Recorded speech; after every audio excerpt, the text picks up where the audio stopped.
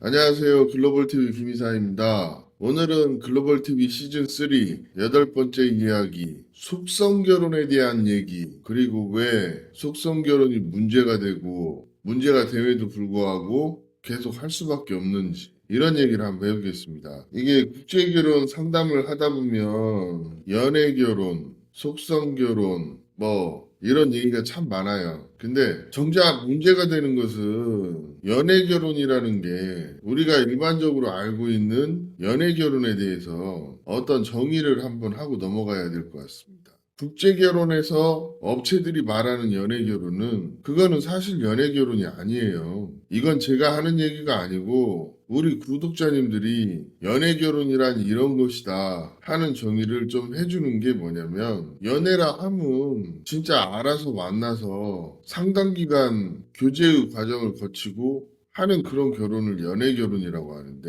이 연애로 결혼하시는 분들의 특징 두 가지로 압축할 수 있습니다. 교제 기간이 상당히 길고, 그 교제 기간이 길다는 거는 이 비용적인 부분에서 효율적이진 않아요. 그러니까 비용이 많이 들어간다는 거겠죠. 대부분 신랑과 신부가 같이 시간을 소비하면서 관계를 만들어 가다 보니 국제결혼의 특성상 한국과 베트남을 자주 오가면서 연애를 하는 과정을 거치는 분들이 좀 있죠. 근데 여기서 아셔야 될 게, 보통 연애 과정을 거친다고 하는데 그 베트남에 자주 오진 않지만 카톡을 오래 하시는 분들이 있어요. 이런 분들은 좀 리스크가 나름대로 있을 수가 있어요. 네, 이런 1년에 한 번 오고 두 번 오는데 그 카톡으로 1년 이상 교제를 하면서 진행하시는 분들을 포함하고서라도 연애 결혼 하시는 분들은 논외로 하고, 우리가 말하는 거 속성결혼 논란, 연애 결혼 논란, 이거는 업체를 기준으로 해가지고 한번 얘기를 해보겠습니다. 요즘 트렌드가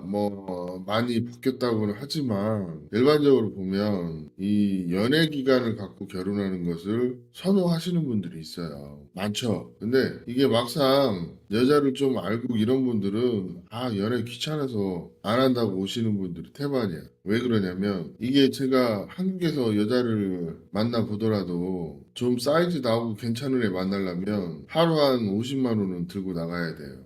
밥 먹고 데이트하고 그 다음에 모텔도 가고 그러면 한 50만 원 가져야 하루 재밌게 써요. 그리고 갈 때 택시비라도 하라고 이렇게 좀 챙겨주기도 하고. 이게 국제결혼 하시는 분들이 상당수가 40대나 50대예요. 그럼 청년의 사랑과 중년의 사랑이 같을 수는 없어요. 내가 40 몇 살 먹었는데 20살, 30살처럼 청년의 사랑을 하기에는 좀 무리가 있다는 거죠. 제가 말하는 청년의 사랑이란 순수한 목적으로 여자를 만나는. 근데 아쉽게도 사실은 국제결혼은 그렇지가 못해요. 왜? 국제결혼을 하러 오는 사람들의 상당수가 본인이 원하는 결혼이 상대방에게는 굉장히 불공정한 결혼을 요구하는 그런 분들이 많으니까. 업체 결혼 특징, 첫 번째, 어린 여자를 찾는 분들이 많아요. 두 번째, 어느 정도는 사회 인식이 내가 돈을 내면 결혼할 수 있다는 게 업체 결혼의 특징이에요. 근데 업체 결혼 비용이 비싸다? 저는 그 말에 동의하기가 좀 어려운 부분이 있어요. 예를 들어서 업체를 이용하는 것도 내가 좀 현명하게 이용을 하면 한 번에 잘 끝나는 그런 케이스도 많죠. 이게 국제결혼이라는 게 운도 어느 정도 따라줘야긴 하지만, 그럼에도 불구하고 확실한 거는 내가 먼저 현명하게 행동하고 국제결혼에 대해서 장단점을 어느 정도 이해하고 하는 게 중요하다는 겁니다. 그런 관점에서 속성결혼 논란 이 부분과 연애결혼에 대해서 지금부터 한번 얘기를 해보려고 서두에 어떤 조건을 복선으로 먼저 깔은 거죠. 이 속성결혼이 가장 문제가 되는 게 뭐냐면, 여자를 랜덤하게 만나서 그 여자를 모르는 상태에서 짧은 시간 2박 3일, 3박 4일, 4박 5일 이렇게 짧은 기간 안에 약혼 내지는 결혼을 하니까 서로 모르는 상태에서 시작하다 보니까 그게 합이 들어있을 수도 있고 그렇지 않을 수도 있어요. 사실은 이 부분은 복불복이라는 표현이 맞아요. 왜? 서로 모르는 상태에서 확인해야 할 체크리스트를 남자도 여자도 제대로 확인하지 않고 결혼하기 때문에 이런 부분들이 생긴단 말이에요. 근데 이게 속성결혼이라는 게 규모 경제와 어떤 비용의 문제로 나눠서 얘기할 수가 있어요. 규모 경제라는 건 속성 결혼이 문제가 있고 리스크가 크다는 거를 신랑들이 알고 있음에도 불구하고 그런 업체가 성황리에 결혼을 하는 방식의 가장 큰 특징은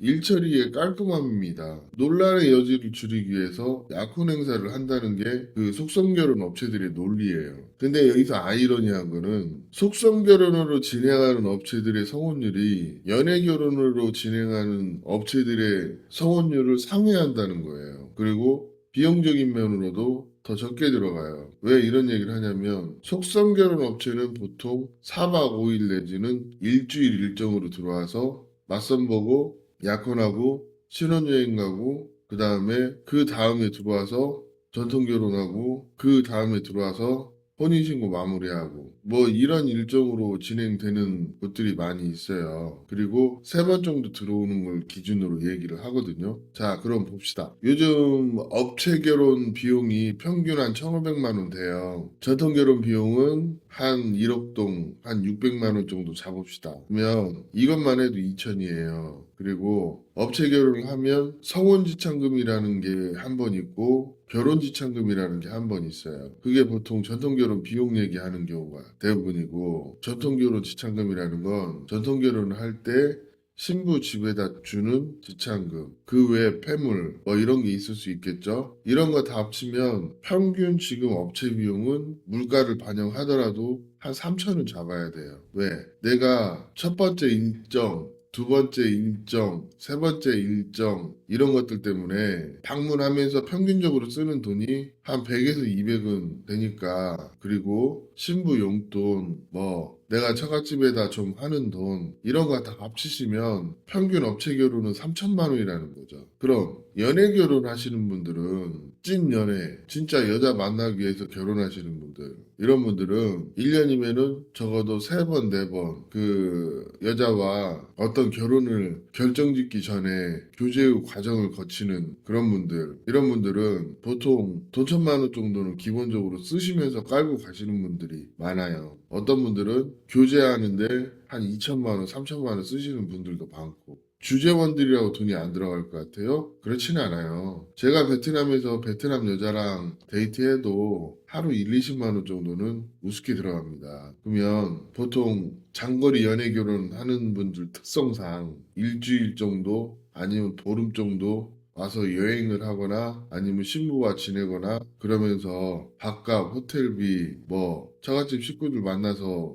식사하고 뭐 이런 일정, 여행 뭐 이런 거 계산하면 한 일주일 기준으로 들어오면 적게 쓰면 한 1, 200, 많이 쓰면 3, 400. 또 연애라는 것이 무조건 싸게만 할 수 없는 그런 것도 있어요. 나이 40, 50 먹어서 그 청년의 사랑으로 여자를 만나기는 어렵다는 거죠. 나이 40이나 50 먹은 분들은 중년의 사랑을 하는 게 맞아요. 그렇기 때문에 이런 부분들이 어떻게 보면 업체의 케어를 받으면서 진행을 하는 어떤 조력자의 도움을 받으면서 진행을 하는 게 40대, 50대한테는 맞기 때문에 이 속성 결혼이 없어지지 않는 거예요. 그리고 실질적으로 규모 경제, 실질적인 비용이 좀 덜 들어가기 때문에 이 방식을 선호하는 거고, 이 국제 결혼의 테크트리는 좀 순서의 차이는 있지만, 속성 결혼이나 연애 결혼이나 어떤 기간을 단축하는 부분에서는 속성 결혼이 더 효율적인 건 있다는 거죠. 그게 이런 거예요. 어떤 남자와 여자가 만나는 과정도 이게 되게 중요한데 이 연애 결혼을 얘기하시는 분들의 특징은 뭐냐면 연애를 통해서 서로 알아가는 과정을 갖고 검증의 시간을 갖는다는 논리인 거예요.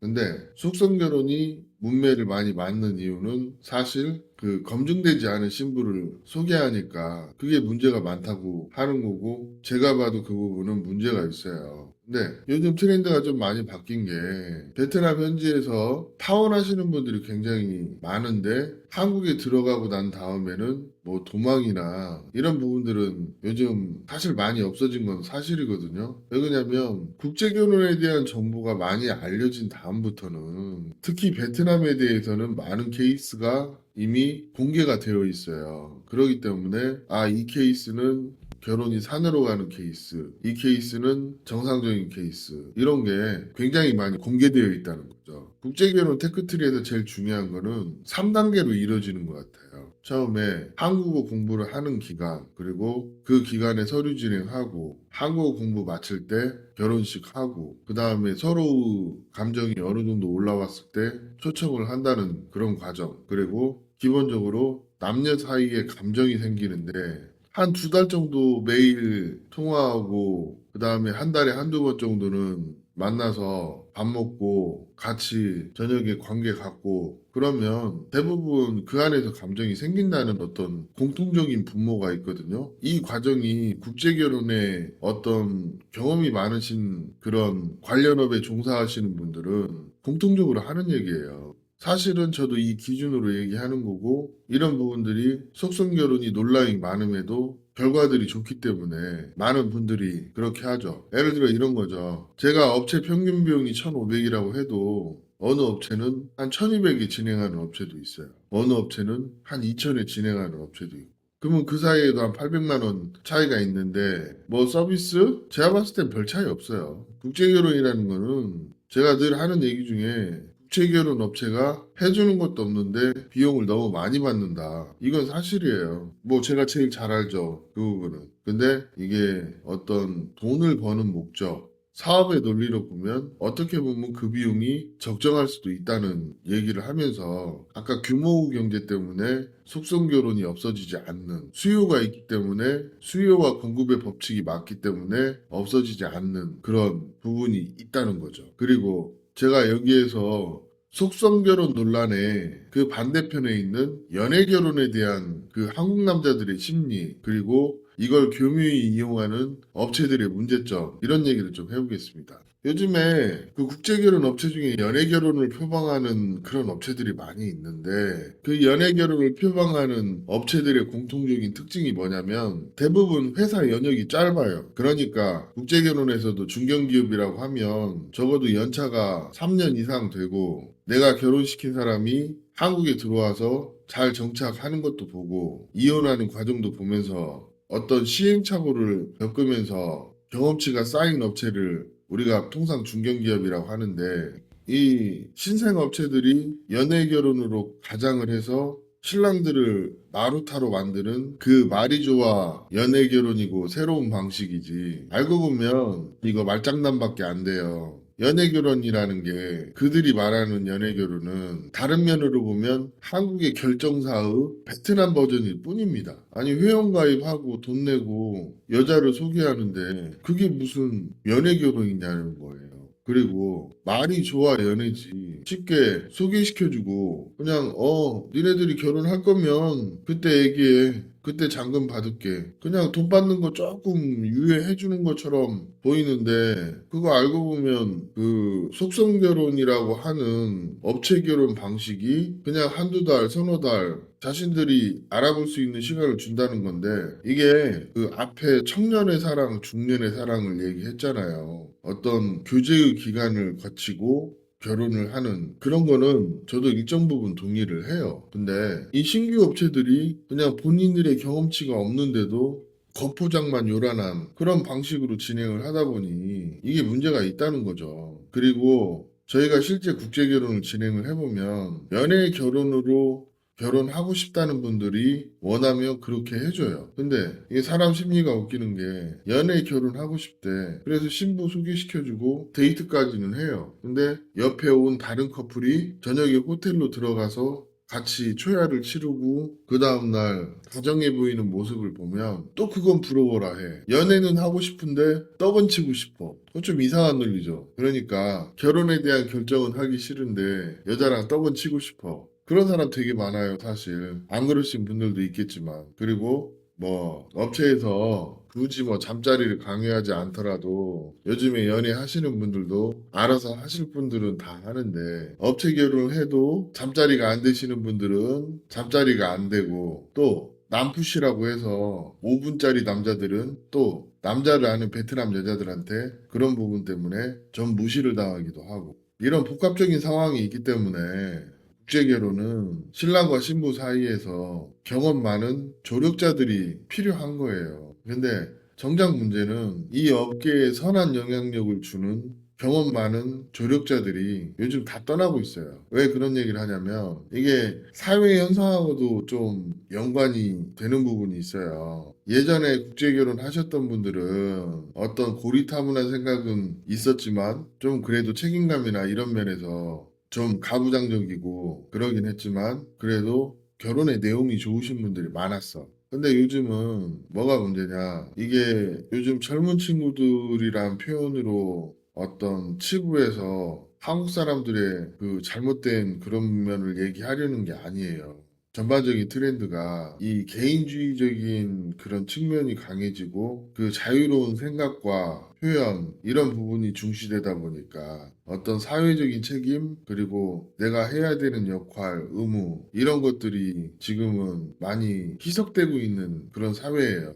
예전에는 희생도 하고 책임감도 있고 그런 게 굉장히 강했다면 지금은 사회 전반적인 현상이 좀 본인의 자유와 권리가 강조되는 반면 우리 사회에 대한 전반적인 희생 내지는 책임 이런 부분을 소홀히 하는 부분이 많다 보니까 이게 국제결혼에서도 그대로 반영되는 경향이 있다는 거죠. 자, 보세요. 제가 국제결혼 하시는 분들이 연애결혼의 논리가 나쁘다는 게 아니에요. 이런 분들 중에 상당수가 결혼을 하고 싶은데 책임을 지기 싫어서 본인 스스로 연애결혼이라는 그런 플러팅을 하는 걸 수도 있어요. 그리고 연애결혼이라는 시스템이 예전부터 없었던 게 아니에요. 어떤 동기부여를 하기 위해서 내가 연애결혼을 한다. 뭐 속성결혼은 매매혼이다. 이런 논리로 그 반대급부에서 연애 결혼의 논리가 생긴 건데 아니 가두리 양식장에서 가두리 양식을 하는 게 그게 무슨 연애 결혼이냐는 거죠. 업체 통해서 소개받고 어떤 교제 후 과정을 거친다는 건 제가 인정을 할게요. 근데 그게 무슨 연애 결혼이야. 그러면 뭐 예를 들어서 한국에서 한국 여자 만나면 그건 뭐 국가에서 소개시켜 주는 겁니까? 그거 아니잖아요. 어차피 베트남이든 한국이든 알아서 만나는 사람들은 알아서 잘 만나요.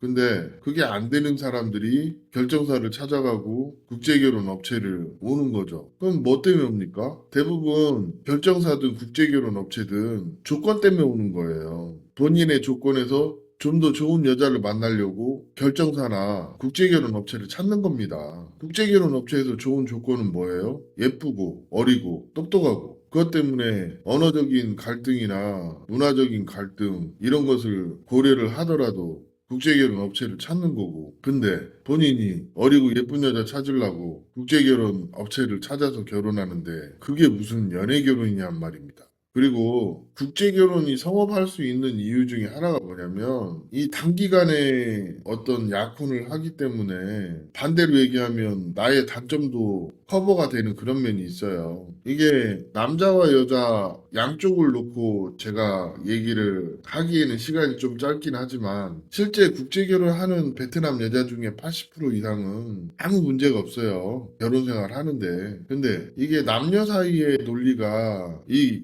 부부 생활에도 반영이 되는 거기 때문에 그 남자와 여자가 어떤 합이 있는지 없는지 이 과정을 거치는 과정에서 합이 있을 수도 있고 없을 수도 있는 거예요. 그럼 업체에서는 합이 없으면 재진행을 해서 새로운 여자를 소개하는데 그 과정에서 비용이 과한 업체가 있고 합리적으로 해주는 업체가 있고 이 부분에서 좋은 업체인지 안 좋은 업체인지 이게 나눠진다는 거죠. 근데 신랑들이 이런 부분은 잘 모르지. 그리고 연애 결혼이라는 게 한 번에 성공하면 뭐 비용이 한 500만 원, 1000만 원 절약은 될 수도 있어요. 근데 연애 결혼도 실패해서 재진행을 하면 그게 리스크가 더 클 수도 있어요. 그 연애 결혼하면서 그 알아보는 시간을 갖고 확실해지면 결혼한다는 논리? 그거는 일부 알파남들한테나 해당되는 얘기고 이 못소리고 여자를 잘 모르고 이런 분들은 연애 결혼이 아니라 연애 결혼 할아버지가 와도 어차피 안 돼요. 그리고 국제 결혼이라는 거는 제가 봤을 때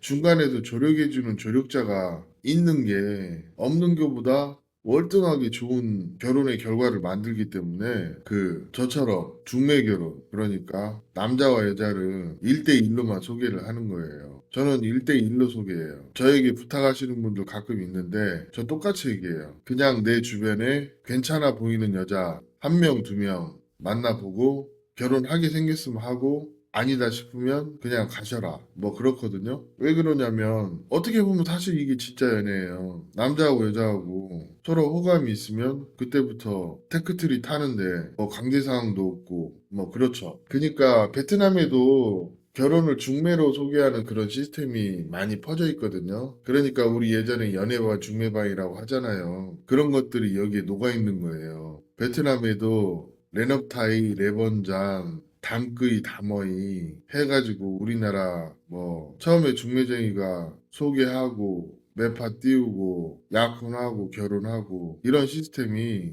이 베트남에도 그대로 있는 거예요. 그렇지만 우리 한국 사람들이 잘 모르기 때문에 그런 거지. 제가 가만 들여다보면 비슷한 측면이 있어요. 우리나라 뭐 70년대, 80년대, 90년대 많은 분들이 연애반, 중매반 이런 식으로 결혼하신 분들이 사실 많이 있거든. 근데 이거를 뭐 새로운 시스템이냐 얘기하는 그런 분들이 있고 또 제가 아까 신생 업체들이 자신의 그 경험치가 부족한 부분을 커버치기 위해서 새로운 방식, 연애 결혼 방식 이런 것을 진행을 한다. 그리고 실제 내용을 들여다보면 한국 신랑들만 마루타 되는 경우가 많다. 이런 얘기를 하는 가장 큰 이유가 그거예요. 이게 베트남 국제결혼은 결론은 신랑과 신부가 어떤 과정을 거치느냐가 중요한 거지. 이 속성결혼, 중매, 연애 이런 논리에 희생양이 되지 말라는 겁니다. 속성결혼을 하시는 분도 잘 진행이 되시는 분들은 잘 진행이 돼요. 근데 연애 결혼을 하시는 분들도 잘 진행이 되지 않는 분들은 굉장히 많은 피해를 보고 있어요. 그리고 속성 결혼이 연애 결혼보다 성혼율이 월등하게 높아요. 그리고 실제 국제 결혼 피해도 적어요. 우리가 말하는 국제 결혼 피해는 금전적인 부분도 있을 수 있고 신부가 문제가 있는 부분이 있을 수도 있어요. 그렇지만 연애 결혼은 처음에 알아가는 과정을 거치고 그 과정에 어떤 검증의 시간 이걸 거치기 때문에 신부가 문제가 있으면 재진행을 해준다고 하는데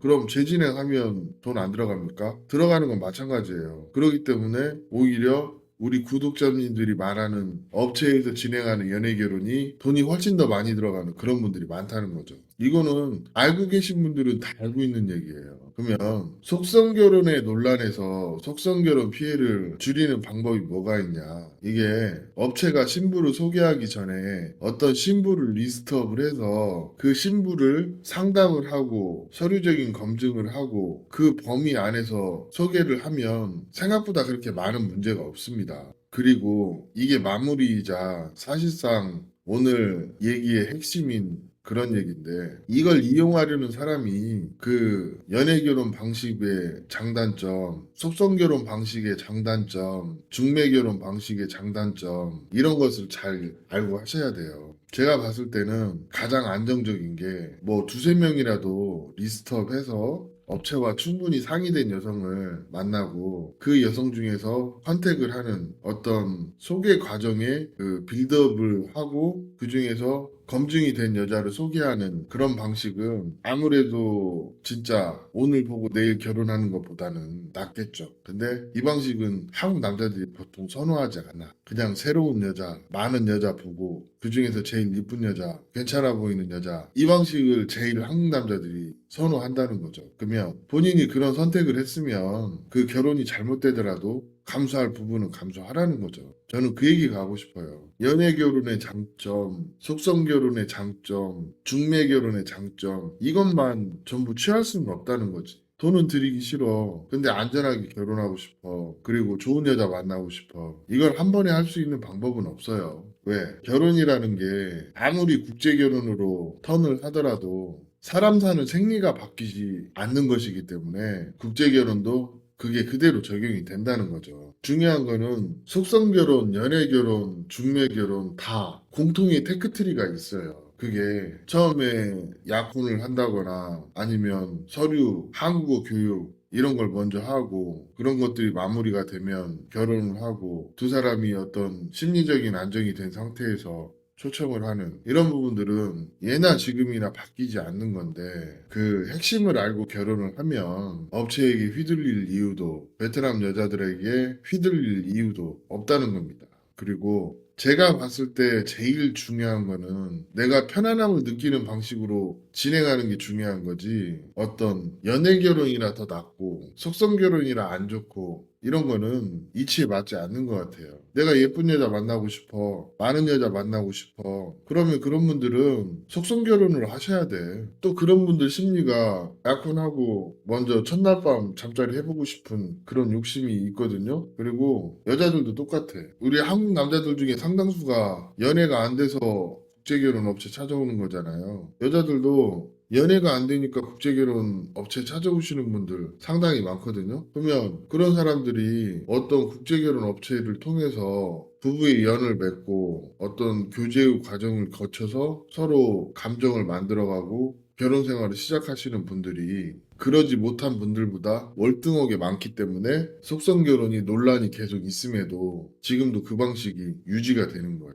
왜? 규모 경제. 찾는 사람이 그만큼 많아요. 연애결혼? 그거 말만 연애결혼이지. 똑같은 방식이에요. 뭐 예를 들어서 약혼하고 전통결혼 하는 거나 웨딩 촬영만 해주고 한두 달 후에 전통결혼 하는 거나 뭔 차이가 있어요. 그냥 남녀가 서로 좋아서 합방을 하냐, 업체가 합방해야 된다고 종용을 하냐, 그 차이가 있겠죠. 요즘에 또 약혼식 한다고 해서 신랑 신부에게 합방을 강요하거나 그러지 않습니다. 요즘 그 잠자리 부분은 신랑 신부가 알아서 하시는 분들도 많이 있어요. 그렇기 때문에 제가 봤을 때 별 의미도 없는 이 속성 결혼, 그 다음에 연애 결혼, 이 논란에 대해서는 그 업체의 상술에 지나지 않는다. 그리고 또 신규 업체들이 경험이 없는 업체들이 자신의 부족함을 포장하기 위해서 그런 경향이 많다. 그러니까 국제결혼의 실상을 아시고 본인 스스로 마루타 되지 말아라. 그런 의미로 얘기를 해드리고 또 어차피 국제결혼 업체를 통해서 결혼하시려면 실체를 보고 하세요. 모집부터 소개, 신부 교육, 한국어 서류 이런 거 직접 하는 업체가 있고 한국에서 신랑 모집만 하고 베트남에다 턴키로 넘기는 그런 업체들이 있거든요. 사실은 이런 부분에서 실력이나 진정성이 드러나는 건데 그 부분에 대해서 신랑들이 너무 강구하는 것 같아요. 저만 해도 그래요. 저희는 기숙사, 서류 이런 부분을 직접 하잖아요. 그러니까 뭐 아는 사람 중매로 한두 명 소개하는데 그런 거는 문제가 될 여지가 없죠. 그런데 또 단점은 있죠. 내가 원하는 이상형의 여자를 만날 수 없으니까. 그렇기 때문에 한국 신랑들이 안정성이 보장되는 시스템이 있음에도 불구하고 속성결혼 업체 이런 데 찾아가는 거예요. 뭐니 뭐니 해도 가장 잘 되는 업체는 30명, 50명, 100명 보여주는 업체들이 가장 잘 됩니다. 그리고 그런 업체들이 속성결혼의 논란의 중심에 있는 업체이기도 하고요. 그러니까 우리 구독자님들이 잘 생각해 보시고 중요한 거는 내가 이런 국제결혼의 장단점을 알고 하는 것도 중요하다는 그런 측면에서 견문을 넓히는 시간을 가져봤습니다. 뭐 그 정도에서 참고하실 부분은 참고하시면 되겠습니다. 오늘 이야기는 여기까지 하겠습니다. 감사합니다.